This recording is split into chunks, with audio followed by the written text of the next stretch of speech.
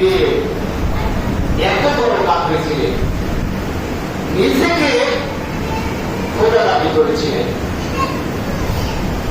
ওই সময় ওরা বলেছিল যে আপনি খোদা হন, আপনি যে দাবি করছেন তাহলে আপনার ক্ষমতা সম্পূর্ণ কিছু মানবিক দেখাতে হবে। তখন করতে এসে পারে না, কোন মাফিক তার দ্বারা সম্ভব নয়, কিন্তু খোদা দাবি করেছিল। এই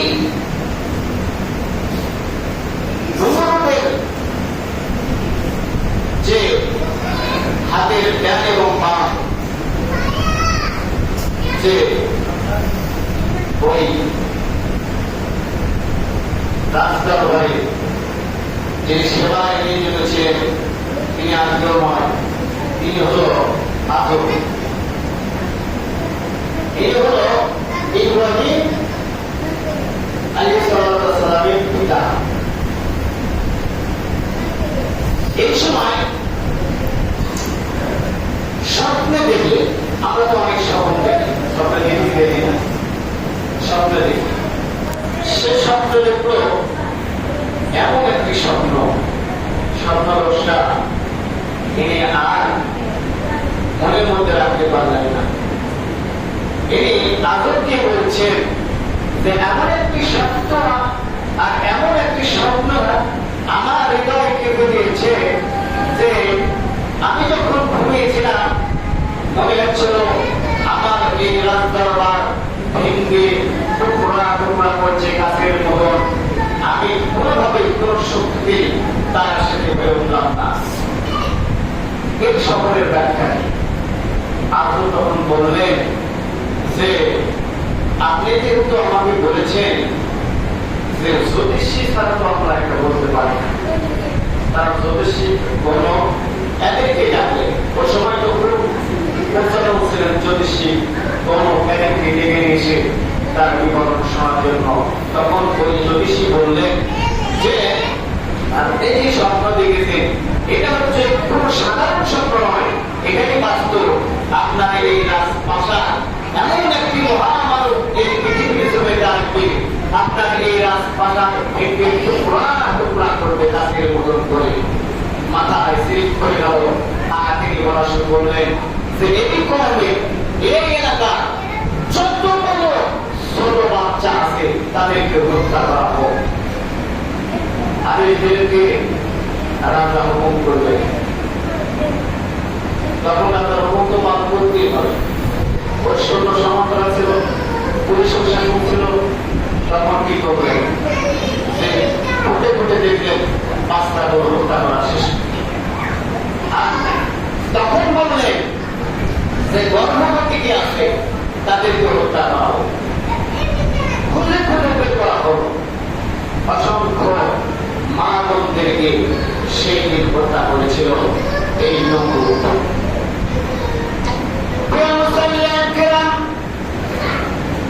শুধু তাই নয়, আল্লাহ রাব্বুল আলামিন এই দুনিয়ার জমিতে এমন একটি মানুষ নিয়ে আসবেন, এই পৃথিবীর মানুষ কোন মানুষের বাধা দিলেও কাজ হবে না। আপনি আমরা যদি চেষ্টা করি এই যে ধরা পাই আল্লাহ বলেন এই বাতাসের গতি উত্তরগামী শক্তি পেয়ে এই গাছপালা তরুণতা আশা কিছু আজকে ধরায় মিশিয়ে দাও। আমরা যত বড় মানুষ আছি আমরা বাধা দিতে পারবো নাকি? সম্ভব নয়। এই জন্য মহান রব্বুল আলামিন এইবার এই পৃথিবীর জমিনে তেমন একটি মানুষ নিয়ে আসবেন, সেই মানুষটার কথা মহান রব্বুল আলামিন ওই ব্যক্তি তার উপরের ভিতর বর্ণনা করে দিয়েছিলেন। এইবার নমরুদ ঘুমিয়ে আসেন, পরে রাত আবার স্বপ্নে দেখলেন, এরপরে তৃতীয় রাতে একই স্বপ্ন দেখলেন। 3 দিন দেখার পরে সে ভয়ে মুখোমুখি হয়ে গেল, মনটা স্থির হয়ে গেল। এইবার আদর বলেছে হুজুর আর চিন্তা করবেন না, এই মহলে যতগুলো ছোট কোটি কোটি বাচ্চারা ছিল সব মুরগি হত্যা করা হয়েছে। এইবার নমরুদ বলে না না না, এখনো তাকে হত্যা করা হয় না, এখনো হত্যা করা। কারণ স্বপ্নে আমি দেখতেছি। এই স্বপ্ন দেখাচ্ছেন কি বলে মনে মনে করতেছে সব শেষ করে দিয়েছে, কিন্তু ওনার মধ্যে সন্দেহ আছে যে শেষ হয় নাই। তিনটা যখন শেষ হয়ে গেল, যদি সে বলছে যে আপনি তাদের তো হত্যা করলেন, আসলে এর মধ্যে তো সারা বাবা কথা যদি সে কথাটি সত্য হয় প্রায় মিথ্যা কথা হয়। যদি সে কোনো জ্ঞানী মানুষকে বলতে পারে, সত্য কথা বলতে চাই, জাদুঘর মিথ্যা কথা মনটাই।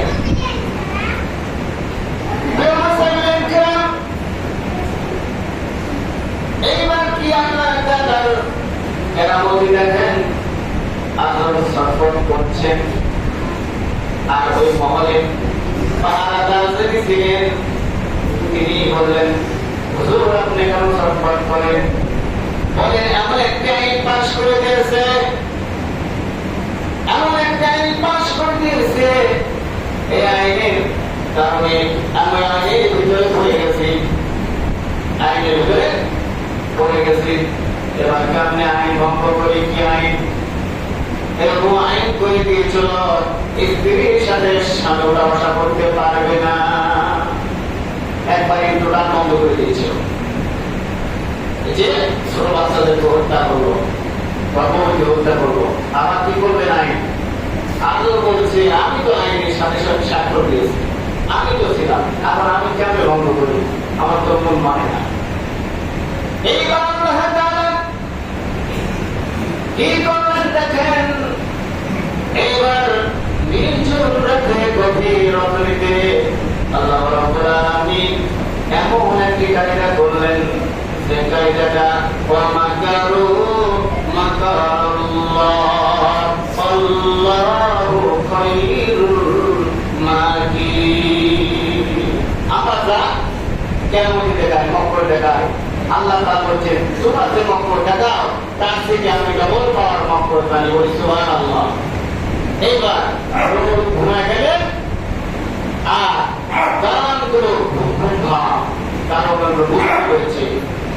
এইবার আল্লাহ তাআলা কি করলেন, ওই পাশাতে আদরের স্ত্রী মানে কি বলবে স্ত্রীকে নিয়ে আসলেন, নিয়ে এসে আল্লাহ ওই রাতে তাদের বিরুদ্ধে সাইয়েদনা ইব্রাহিম আলাইহিস সালাম আসলেন, বলে সুবহানাল্লাহ। স্বপ্নে দেখছেন যে পৃথিবীর জমিতে ভূমিষ্ঠ হয়েছে ওই মানুষটা হাতে তরবারি নিয়ে ওই নমরুদের ওই পাষাণগুলো বইয়ে দেওয়ার জন্য আসতেছে। এবার আমার আদরকে বলছে, আদর রে আমি তো এমন আইন করেছি, আইনের বাইরে কেউ আছে নাকি? আদর বলছেন হুজুরের কখনো নয়, হুজুরের কখনো নয়, আপনারা একটু ভঙ্গ করতে পারেন, যদি করে তার কি করতে থাকবে? থাকবে না, কেউ আইন ভঙ্গ করে বলছে না না না, মনে হলো কেউ না কেউ এই অবস্থার ভিতরে ঘটিয়ে দিয়েছে, দুনিয়াতে এসেছে স্বপ্নে দেখাচ্ছে এটা কি মিথ্যা। এইবার আবার তদন্ত করো, একবারে ঘুরে ঘুরে দেখা হলো আশেপাশে যত কম ছিল এই কমের ভিতরে মহানটা কোরআনে এমন ভাবে তাকে রেখেছিলেন। আর যখন খুঁজে খুঁজে দেখলো সব খোঁজা শেষ, কিন্তু আদরের স্ত্রী ইব্রাহিম সাল্লাল্লাহু আলাইহি সাল্লাম, এই আদরের স্ত্রী তিনি বললেন আমাদের ভিতরে এমন একটি এই পৃথিবীর জমিতে আসতেছে, মনে হয় ওই সত্যটাই আমাদের থেকে এসেছে, বলে সুবহানাল্লাহ। স্বপ্নটা আপনি যে গল্প করেন ওই গল্পটাই মনে হয় আমার থেকে এসেছে।